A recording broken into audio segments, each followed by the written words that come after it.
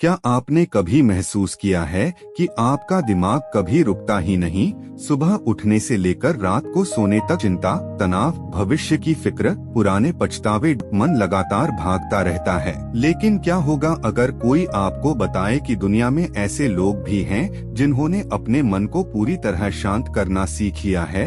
और क्या होगा अगर एक CIA एजेंट जिसने पूरी दुनिया घूमी हो, जासूसी की हो, खतरनाक मिशन पूरे किए हों, वही व्यक्ति अंत में यह कहे कि जीवन का सबसे बड़ा रहस्य किसी देश की राजनीति में नहीं बल्कि अपने मन के अंदर छिपा है। आज हम जानेंगे किताब द क्वाइट माइंड की कहानी, एक ऐसी यात्रा जिसने एक साधारण इंसान को भीतर की शांति का अनुभव कराया।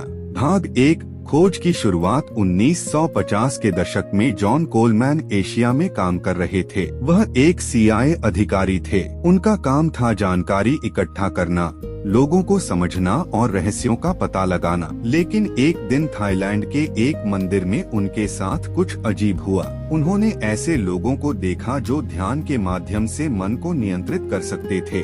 उन्होंने हिप्नोसिस, टेलीपैथी और मानसिक शक्तियों जैसे विषयों पर प्रयोग देखे। शुरुआत में उन्हें लगा कि यह सब धोखा होगा, लेकिन जितना उन्होंने देखा उतना ही उनका संदेह कम होने लगा। उन्हें महसूस हुआ कि मानव मन के अंदर ऐसी संभावनाएं हैं जिन्हें आधुनिक विज्ञान अभी पूरी तरह नहीं समझ पाया है।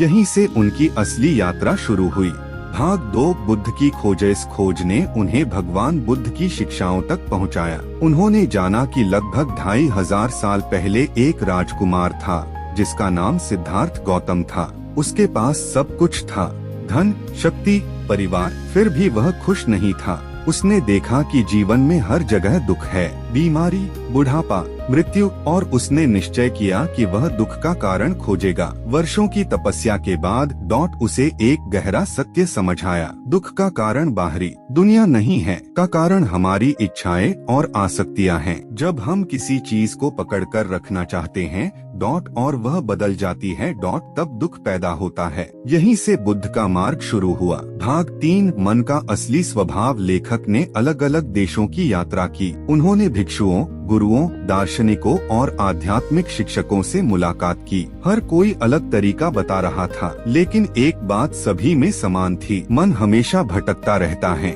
हमारा अधिकांश जीवन ऑटो पायलट पर चलता है। हम प्रतिक्रिया देते रहते हैं। कोई हमारी तारीफ करे तो खुश, कोई आलोचना करे तो दुखी, कोई सफलता मिले तो उत्साहित, कोई असफलता मिले तो टूट जाते हैं। लेकिन क्या हम वास्तव में स्वतंत्र हैं? लेखक का निष्कर्ष था कि अधिकांश लोग अपने मन के गुलाम हैं, और जब तक हम अपने मन को समझ नहीं लेते तब तक सच्ची स्वतंत्रता असंभव है। भाग 4। विपासना का रहस्य। आखिरकार लेखक की मुलाकात बर्मा के प्रसिद्ध ध्यान गुरु UBA खिन से हुई। यहीं उनकी खोज को दिशा मिली। UBA खिन ने उन्हें विपासना मेडिटेशन सिखाई। विपासना का अर्थ है वास्तविकता को जैसा है वैसा देखना। इस अभ्यास में व्यक्ति केवल अपनी सांस और शरीर की संवेदनाओं को देखता है, बिना प्रतिक्रिया दिए, बिना भागे, बिना लड़ाई किए। धीरे धीरे व्यक्ति समझने लगता है कि हर अनुभव अस्थायी है। खुशी भी, दुख भी, डर भी, गुस्सा भी, सब कुछ बदल रहा है।